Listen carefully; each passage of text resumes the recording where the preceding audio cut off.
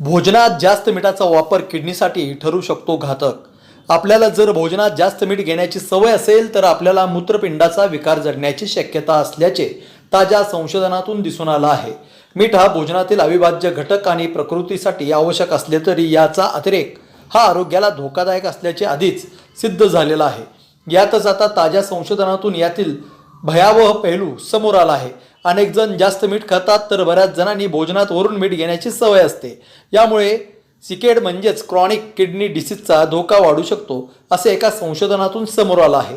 संशोधकांनी 4,65,288 सहभागींवर केलेल्या संशोधनातून असे दिसले आहे की पदार्थामध्ये मीठ घालण्याची सवय सिकेड हा विकार होण्यास कारणीभूत ठरू शकते।